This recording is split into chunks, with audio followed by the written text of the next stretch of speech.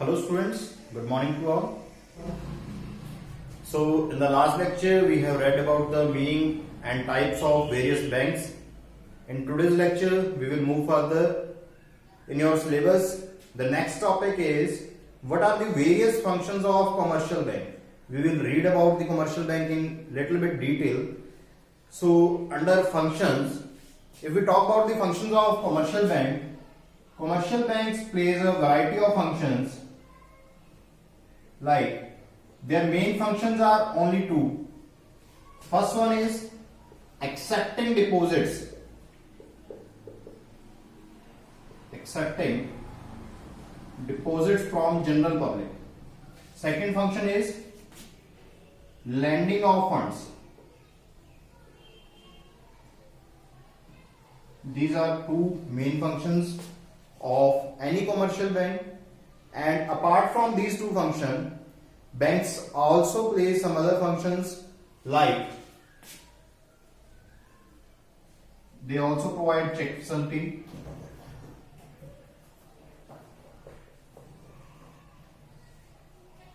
they also provide the facility of remittance of funds,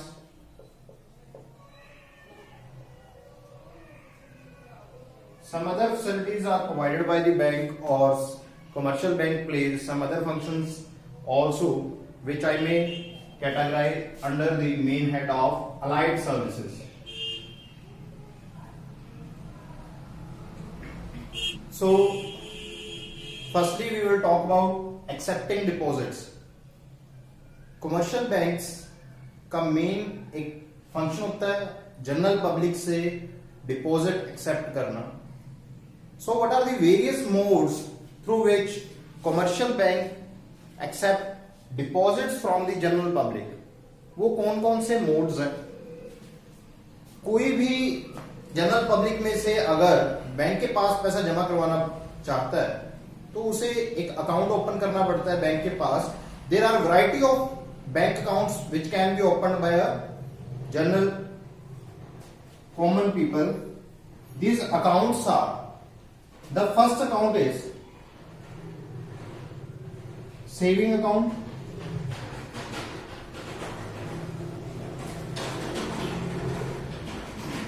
in every year we may see that question is asked from these accounts, bank accounts. So first account is saving account. ये सबसे common account है जो हमें देखने को मिलता है. This account promotes small savings from the general public. छोटी छोटी सेविंग लोग अपनी इस अकाउंट के अंदर डिपॉजिट करवा सकते हैं. जैसे कि ये सभी जो भी हमारे मिडिल क्लास फैमिली वाले हैं या छोटे बच्चे हैं या बुजुर्ग हैं, वो क्या करते हैं अपनी छोटी छोटी सेविंग्स वो इस अकाउंट में डिपॉजिट करवा सकते हैं. इसकी कुछ फीचर्स की बात मैं आपको बता रहा हूं. इसकी कुछ फीचर्स जो हैं, bank provide interest on these accounts. Bank usually provide interest on these type of accounts. Normally the rate of interest varies from bank to bank. जैसे जो एट करंट जो सेविंग बैंक अकाउंट पे rate चल रहा है ज्यादातर banks का वो है 3.5%.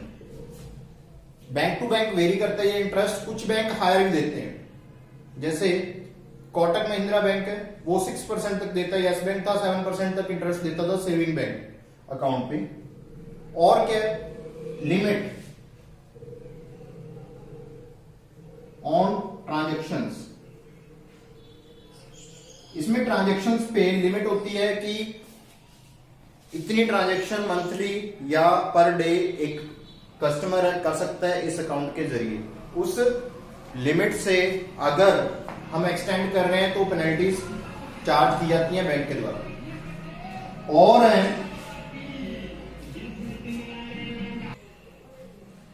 और भी कुछ फीचर्स हैं, like this account is open to promote small savings. ताकि लोगों के बीच में जो जनरल पब्लिक है so that a habit of saving can be encouraged and hence between the general people. इसलिए ये अकाउंट ओपन किया जाता है. और किसके लिए सुटेबल है ये?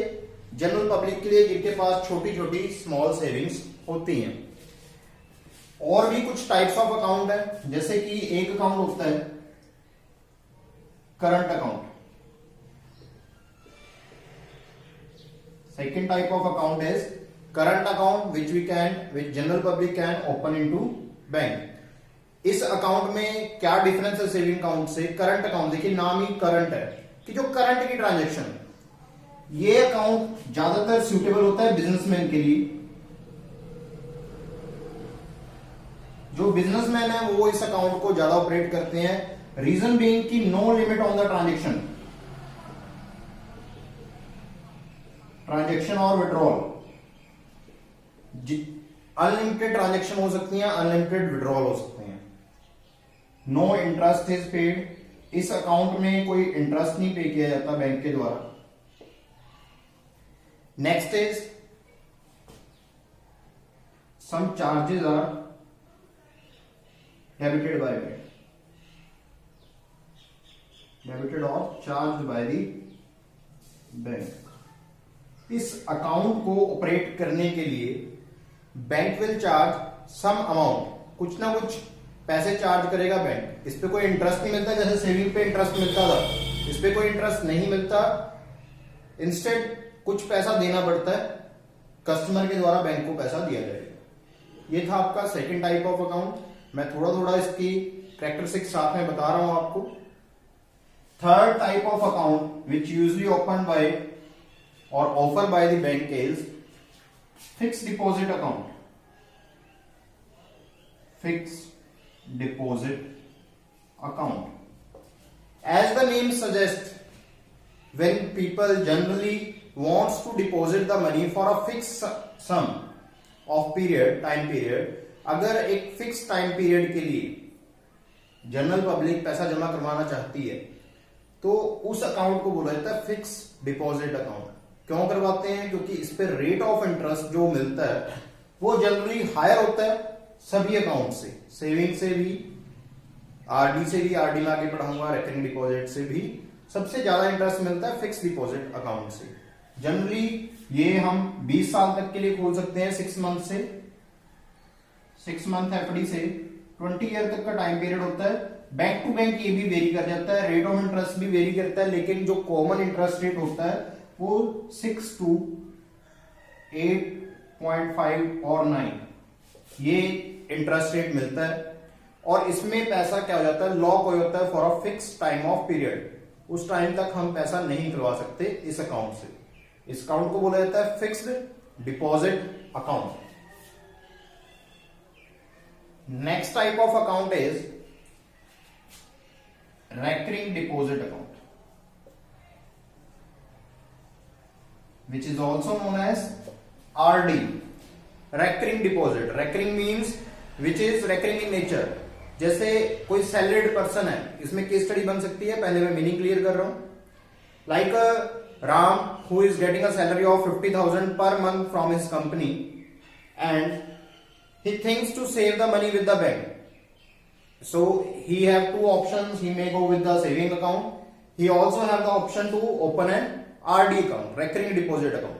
रेकरिंग डिपॉजिट में क्या फायदा रहेगा उसको कि हर मंथ को जितनी सेविंग करना चाहता है, suppose 10,000, a fix amount of money will be deposited in this account every month. जरूरी नहीं कि हर मंथ ही करवाए, अगर हर क्वार्टर भी करवा सकता है, 6 मंथली भी करवा सकता है, एनुअली भी करवा सकता है, depending on his income. Recurring same amount recurring time period के बाद वो डिपॉजिट करवाएगा, उस पर उसे मिलेगा क्या? इंटरेस्ट मिलेगा. और ये इंटरेस्ट रेट होता है वो सेविंग अकाउंट से थोड़ा ऊपर रहेगा और एफडी अकाउंट से थोड़ा कम रहता है. So this type of account is known as recurring deposit account in which recurring amounts, same amounts in the after recurring time period are deposited with the bank. ये था आपका फोर्थ टाइप ऑफ अकाउंट जो हम bank में operate कर सकते हैं. ये सभी जनरल लाइफ की हमारी चीजें हैं. आप सभी यूज टू हो गए जो बैंक्स में जाते हैं अपने पेरेंट्स के साथ. इसके अलावा एक और अकाउंट होता है जिसे हम बोलते हैं मल्टी ऑप्शन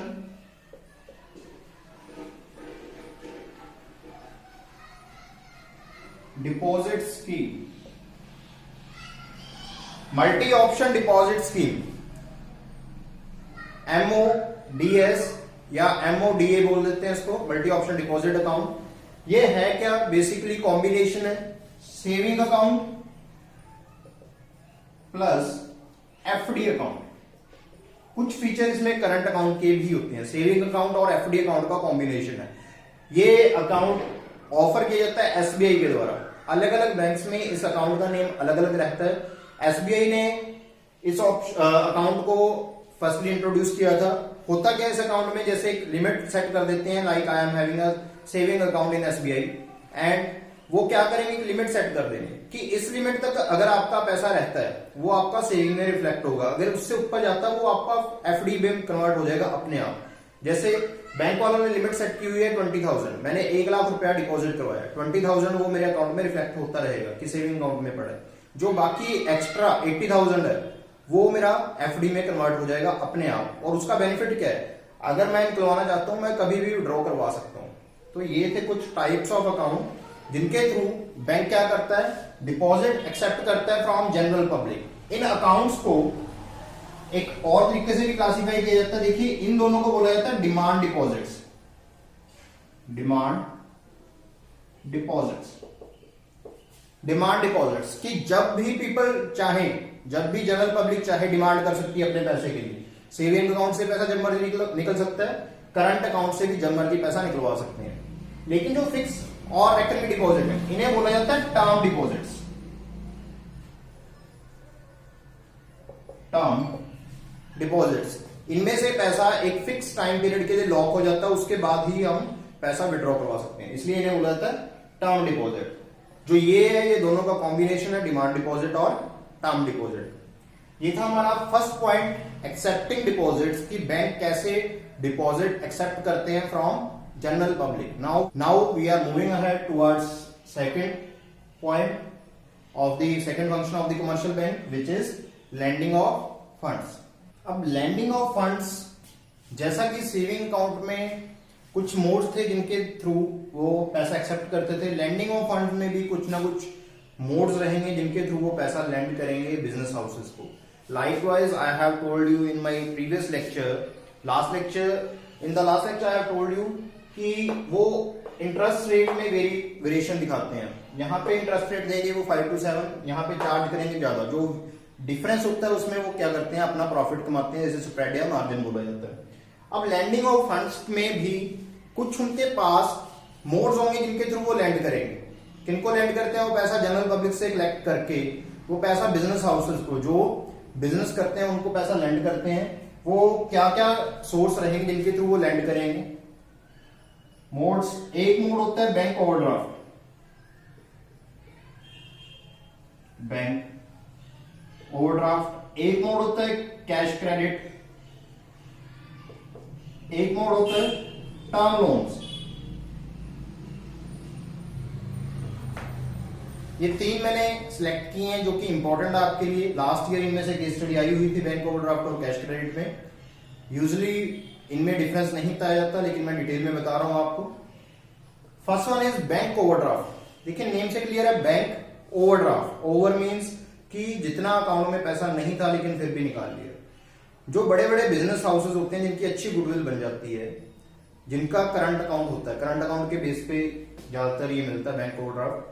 वो क्या करते हैं, एक बैंक से उन्हें फैसिलिटी मिल जाती है कि अपने अकाउंट में अगर पैसा नहीं भी है तो वो एक लिमिट तक उस डेबिट कार्ड से पैसा विड्रॉ करवा सकते हैं या उस अकाउंट से पैसा विड्रॉ करवा सकते हैं।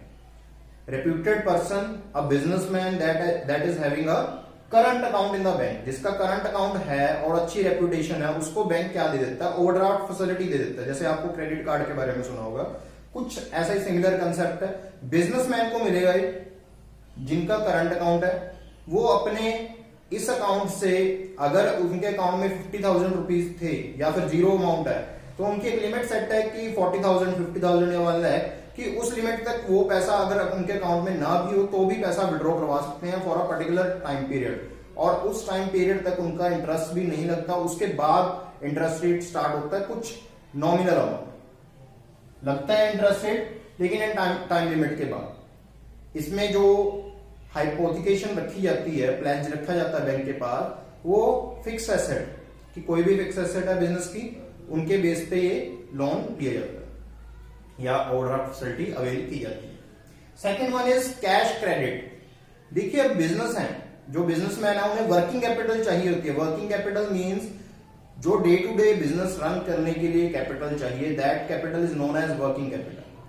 सो आपने जनरल लाइफ में कंसेप्ट है ये लिमिट बोलते हैं इनको जनरल लाइफ में, कि लिमिट सेट करवाई हुई है हमने बैंक से, हमने 10 लाख की लिमिट बनवाई हुई है, 5 लाख रुपए की लिमिट बनवाई हुई है, वो होता है कैश क्रेडिट। एक बिजनेस हाउस है जिसको अपना इन्वेंट्री कंट्रोल करने के लिए, day to day operation run करने के लिए 5 लाख रुपीज की जरूरत है, वो क्या करेगा, जो उनके पास स्टॉक पड़ा है उसकी हाइपोथिकेशन के बदले में बैंक से वो क्या कर लेता है, पैसा विड्रॉ करवा सकता है एक लिमिट तक। उनकी लिमिट सेट कर देते हैं कि 10 लाख रुपए लिमिट, आप एक साल के अंदर 10 लाख रुपए विड्रॉ करवा सकते हो और उनको जब मर्जी चाहो डिपॉजिट भी करवा सकते हो।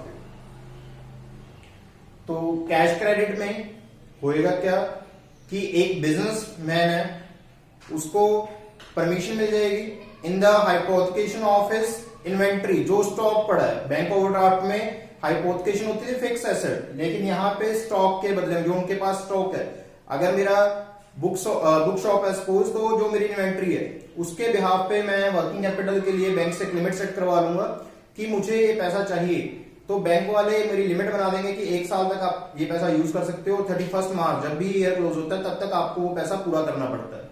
डिफरेंस क्या है देखिए, इसमें फिक्स एसेट हाइपोथिकेशन की जाती है, इसमें करंट एसेट। ये पैसा 1 मंथ के बाद आपको रिटर्न करना पड़ता है या फिर टाइम पीरियड छोटा होता है इसमें 1 ईयर का टाइम पीरियड मिलता है। जो कैश क्रेडिट है इसमें rate of interest come charge किया जाता है, बैंक ओवरड्राफ्ट में रेट ऑफ इंटरेस्ट आपसे ज्यादा चार्ज किया जाता है। थर्ड टाइप है term loans. Term loans means लंबे समय के लिए जब बिजनेसमैन को लोन दिए जाते हैं, say 3 year, 5 year, 10 year, 20 year, that loans are known as term loans। ये किसी भी तरीके से हो सकते हैं, होम लोन हो चाहे कोई भी। This was the second function of the commercial banks, lending of funds। मैंने बताया कि lending of funds कैसे की जाती है, ये मोड्स थे कुछ। Third function is check facility। In every bank in these days you see कि they offer us a book, check book, जिसके थ्रू हम क्या कर सकते हैं, किसी भी पर्सन को अगर पेमेंट करनी है तो हम क्या कर सकते हैं, उस पर्सन को चेक, अपना एक डॉक्यूमेंट होता है जो हमारे पास बुक होती है, उस पर लिखा होता है कि पे, जैसे ये मैंने आपको स्पेसिमेन दिया हुआ है चेक का, यहाँ पे that amount to that particular person, date होगी, नेम होगा, सब कुछ, अपना अकाउंट नंबर होगा, अपने सिग्नेचर होंगे, उसके थ्रू हम पैसा ट्रांसफर कर सकते हैं थर्ड पार्टी को, किसी को भी। चेक नॉर्मली 2 तरीके का चेक होता है। There are 2 types of cheque, bearer cheque and cross cheque. Bearer cheque कैसे होते हैं, जैसे 100 रुपी नोट है, अगर मुझे किसी का 100 रुपी नोट मिल जाता है, उस पर किसी का नेम नहीं लिखा हुआ, वो मुझे मिला तो मेरा ही है, ऐसे ही वो चेक होगा जिसपे किसी का नेम मेंशन नहीं है, वो जिसको मिल गया वो कभी भी कैश काउंटर से जाके हम कैश करवा सकते हैं। क्रॉस चेक में क्या होगा, आपको चेक की क्रॉसिंग मिलेगी, ये लाइंस देखने को मिलेंगी, 2 ट्रांसवर्सल लाइंस। ये फ्री क्रॉसिंग भी हो सकती है, रेस्ट्रिक्टेड भी। जहां पे ये 2 लाइंस आ गई, इट मींस कि वो कैश कभी भी कैश काउंटर पे चेक वो कैश नहीं हो सकता, उसको अकाउंट में डिपॉजिट करवाना पड़ेगा। अगर इसके बीच में कस्टमर का नेम है, इट मींस उस कस्टमर के अकाउंट में ही जाएगी। अगर बैंक का नेम भी है, वो हाईली रेस्ट्रिक्टिव क्रॉसिंग है कि बैंक का नेम भी है, उसी बैंक में उसी पर्सन के अकाउंट में पैसा डिपॉजिट होगा चेक के थ्रू, अदरवाइज नहीं होगा। वो होते हैं क्रॉस चेक। क्रॉसिंग भी अलग अलग तरीके की होती है। अगर सिंपल लाइन है वो सिंपल क्रॉसिंग है, अगर उसमें बैंक का नेम है तो बैंक के अकाउंट में जाएंगे, अगर कस्टमर का नेम भी है, बैंक का नेम भी है, तो कस्टमर और बैंक दोनों के अकाउंट में जाएंगे। Next one is remittance of funds. Remittance of funds means कि पैसे को एक जगह से दूसरी जगह ट्रांसफर करना। In today's world, our business has expanded worldwide, और स्टेट टू स्टेट, एक स्टेट से हमें दूसरी स्टेट पे पैसा ट्रांसफर करने की जरूरत पड़ती है। That term is known as remittance of funds. Banks usually provide the service through which we can transfer our funds from one place to another. They have certain modes through which we can transfer our funds. 3 main जो मैंने select किए हैं यहाँ पे, first one is bank draft. second one is RTGS, third one is NEFT। ये तीनों normal life में use होने वाली सबसे ज्यादा यूज होती हैं तीनों टर्म्स। तीनों में मैं मीनिंग क्लियर करवा रहा हूं। First one is bank draft. देखिए बैंक ड्राफ्ट सिंपल लैंग्वेज में मीनिंग सुनिए। मैं यहां से पैसे भेजना चाहता हूं किसी थर्ड पर्सन के अकाउंट में, जो कि अगर मैं यहां हरियाणा कैथल से ऑपरेट कर रहा हूं और मैंने पैसा वो भेजना गुड़गांव में किसी भी कंपनी के नेम पे, तो मैं अपने बैंक के पास जाऊंगा। 10,000 रुपीज मैंने फर्दर पार्टी के नेम भेजने हैं, तो बैंक से मैं उस पार्टी के नेम का ड्राफ्ट बनवाऊंगा। वो ड्राफ्ट होता क्या है? एक डॉक्यूमेंट है जो बैंक बना के देगा मुझे। मेरी ब्रांच, कैथल वाली ब्रांच मुझे बना के दे देगी। 10,000 वो मेरे अकाउंट से डिडक्ट कर लेंगे या कैश में ले लेंगे मुझसे 10,000। मुझे वो ड्राफ्ट उस थर्ड पार्टी के नेम का बना के दे देंगे। अब उस ड्राफ्ट को मैं बाय पोस्ट उसके तरफ पहुंचा दूंगा जो गुड़गांव में मेरी पार्टी है। वो पार्टी वहां की एसबीआई ब्रांच से ही, क्योंकि मैंने यहां एसबीआई से बनवाया था, एसबीआई ब्रांच से ही वो जाके ड्राफ्ट वहां पे डिपॉजिट करवा देंगे और उनके अकाउंट में वो पैसा क्रेडिट हो जाएगा। ये थी ड्राफ्ट की वर्किंग की मीनिंग क्या है? एक बैंक का ड्राफ्ट जो होता है एक डॉक्यूमेंट है, चेक है, बैंकर्स चेक है, जो कि एक ब्रांच के द्वारा दूसरी ब्रांच पे विड्रॉ किया जाता है। फर्क क्या है चेक और ड्राफ्ट में? चेक में ये फर्क है, जब आप चेक देते हो किसी पर्सन को इशू करते हो चेक, तब आपके अकाउंट से पैसा तुरंत नहीं विड्रॉ किया जाता, डिडक्ट नहीं होता। जब तक वो थर्ड पर्सन जिसको आपने चेक काट के दिया वो बैंक में चेक नहीं लगाएगा, तब तक आपके अकाउंट से पैसा डिडक्ट नहीं होगा। लेकिन बैंक ड्राफ्ट के केस में क्या हो जाता है? पैसा पहले से ही डिडक्ट हो गया आपके अकाउंट में। इट मींस कि दूसरी पार्टी सिक्योर है। आपका चेक बाउंस होने का डर रहता है, डिसऑनर होने का डर रहता है। अगर आपके अकाउंट में पैसे नहीं है तो चेक रिफ्यूज भी कर सकता है बैंक, लेकिन ड्राफ्ट में ऐसा कुछ नहीं होता। इसलिए ड्राफ्ट क्या है, कस्टमर के लिए ज्यादा सेफ है। सेकेंड टर्म है RTGS, real time gross settlement. देखिए ये दोनों इलेक्ट्रॉनिक फंड ट्रांसफर का एक मोड है, आरटीजीएस भी और एनईएफटी भी। रियल टाइम ग्रॉस सेटलमेंट वही, मैंने इलेक्ट्रॉनिक मोड के जरिए 3 लाख रुपए वहां ट्रांसफर करने हैं गुड़गांव में। मैं क्या करूंगा, अपने बैंक में जाऊंगा, अपना एक चेक लूंगा, वहां से एक आरटीजीएस फॉर्म लूंगा, बेनिफिशियरी नेम, जिस पर्सन के नाम मैंने वो पैसे भेजने हैं उसका नेम ऐड करूंगा, जिस अकाउंट से जाने मेरा नेम प्लस मेरा अकाउंट, और उस चेक में मैं अमाउंट भर के उस पार्टी के नाम का वो चेक काट के वो दोनों फॉर्म वहां पे डिपॉजिट करवा दूंगा कैश काउंटर पे, और वो पैसा मेरे अकाउंट से डिडक्ट होके उस पार्टी के अकाउंट में चला जाएगा इलेक्ट्रॉनिकली। रियल टाइम, तुरंत रियल टाइम में ग्रॉस इकट्ठी सेटलमेंट। जितना अमाउंट मैंने भेजा 3 लाख भेजे हैं, तो उस बैंक की ब्रांच में जो थर्ड गुड़गांव वाली ब्रांच है उसमें 3 लाख ही जाएंगे। That is known as real time gross settlement. कम से कम रियल टाइम ग्रॉस सेटलमेंट जो होती है 2 लाख रुपए की होती है, 2 लाख से कम आरटीजीएस नहीं होता। Second term is NEFT, national electronic fund transfer, quite similar to RTGS. The only difference is it is on net basis. Real time gross settlement में क्या था, तुरंत पेमेंट जानी है, ग्रॉस इकट्ठी जानी है। लेकिन नेफ्ट में क्या होता है, नेट बेसिस पे चलती है। जैसे सपोज दिन में 10 कस्टमर आए, उन्होंने 3-3 लाख रुपया डिपॉजिट करवाया, वहां से भी गुड़गांव वाली ब्रांच में भी 5 कस्टमर आए थे, वहां पे भी 3-3 लाख रुपए। वो क्या करेंगे, after every half hour, banking times में हाफ आवर के बाद वो देख लेते हैं कितने नेफ्ट आए हुए हैं। सपोज 5 लाख रुपए के नेफ्ट गुड़गांव ब्रांच पे आए थे और गुड़गांव वालों ने कैथल ब्रांच पे 3 लाख के नेफ्ट आए हुए थे, तो नेट 2 लाख रुपया जो देना वो 2 लाख रुपया नेट ट्रांसफर करेंगे। एक तो ये डिफरेंस है उसमें कि नेट ट्रांसफर होता है, प्लस ये बैचेस में ट्रांजेक्शन होती है, तुरंत नहीं पैसा जाता। जैसे इनके जो टाइम पीरियड है 10:30, 11 o'clock, 11:30, 12 o'clock, after half an hour अभी के लिए जो चल रहा है नेफ्ट का टाइम पीरियड, तो हाफ आवर के बाद जो नेट अमाउंट ट्रांसफर होनी है बैंक टू बैंक वो करते हैं, और ये क्या होती है, बैचेस में जाती है। रियल टाइम में जा रही थी, लेकिन ये बैचेस में जाती है। ये डिफरेंस है नेफ्ट और आरटीजीएस में। दोनों यूज किसके लिए होते हैं, रेमिटेंस ऑफ फंड्स के लिए।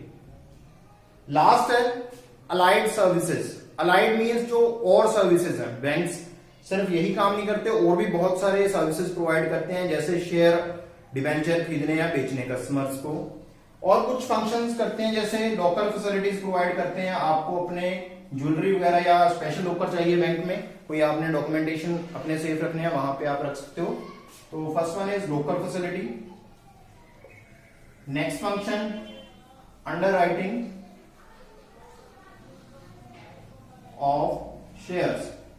ये आप सोर्स ऑफ बिजनेस फाइनेंस में पढ़ोगे। थोड़ा सा बता देता हूं कि जब भी किसी कंपनी के शेयर नहीं बिकते तो ये कुछ कमीशन चार्ज करके वो शेयर बिकवाने में हेल्प करते हैं, जिसे बोला जाता है अंडरराइटिंग। और क्या फैसिलिटीज प्रोवाइड करते हैं आपको? वैरायटी ऑफ शेयर्स और डिबेंचर आपको ऑफर करते हैं, या कुछ और गोल्ड लोन वगैरह या और फैसिलिटीज आपको प्रोवाइड करते हैं, जिन्हें बोला जाता है allied services. So in this lecture we will restrict ourselves to this topic only. In the next lecture we will do e-banking, internet banking and various benefits of that banking. I'll teach you about the various modes like UPI, AEPS, Bhim app and Google Pay, Phone Pay. उसके बारे में हम discuss करेंगे next lecture में हमारे। तो आज के लेक्चर में मैंने आपको पढ़ाया कि what are the various functions of commercial bank, और ये इंपॉर्टेंट और जनरल लाइफ से काफी रिलेटेड कंसेप्ट था। आई होप कि सभी ने ध्यान से सुना होगा और सभी को समझ में आ गया होगा। With this, thank you, signing off.